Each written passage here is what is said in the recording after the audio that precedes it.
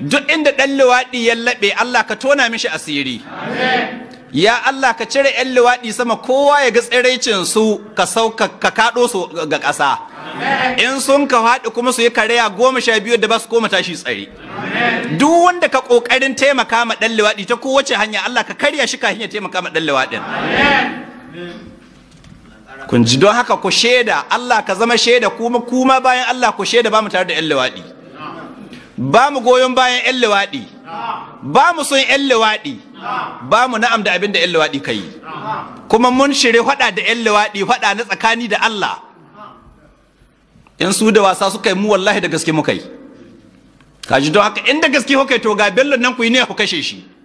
yankan kamna kan wallahi sai na ya muku ita inda yana da rai bi iznillahi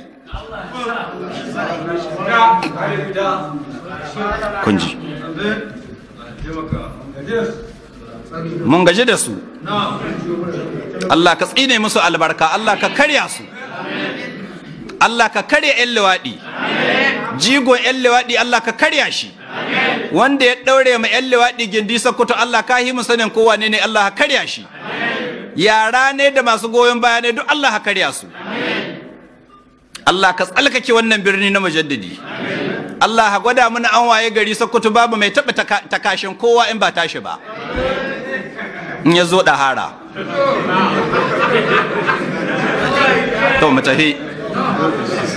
ya isa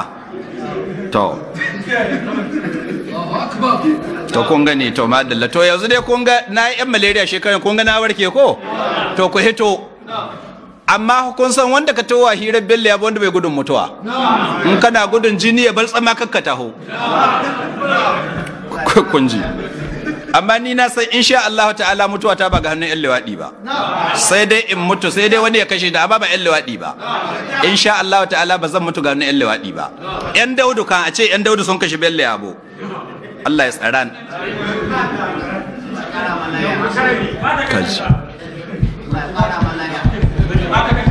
don haka kun jiya 'yan luwaɗi masu takara bello yabo na nan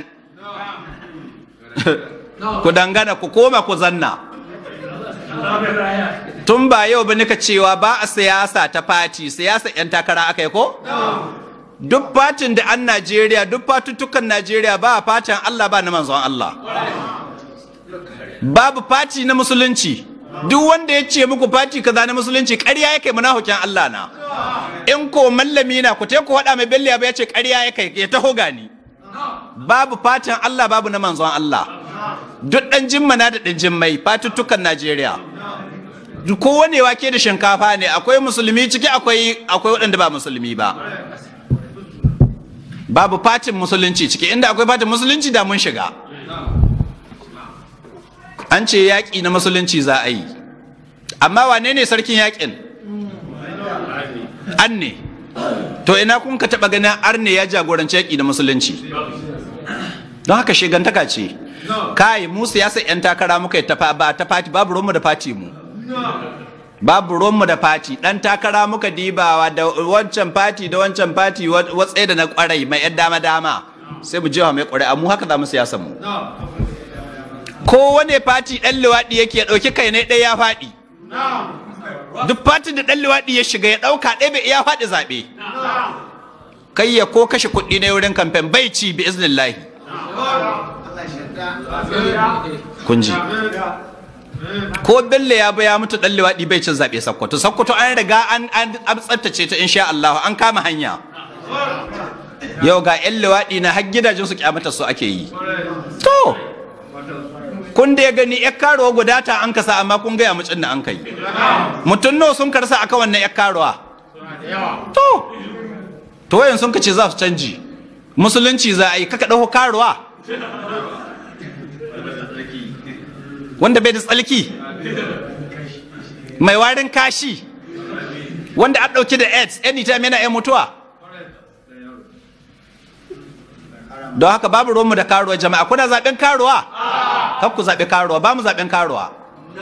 sannan mu ba yara muke ba jahille muke ba a cin mu da burgawa a ce musulunci na da lalle mu nan sakkuta musulunci da kahirci na zai faɗa da masu tsafta da ƙazammu wanda ya san yana liwaɗi to ga 'yan uwa ne can duk wanda ya san yana da tsafta to yayo inda masu tsafta. Iyakarta anna Allah ya raba faɗa.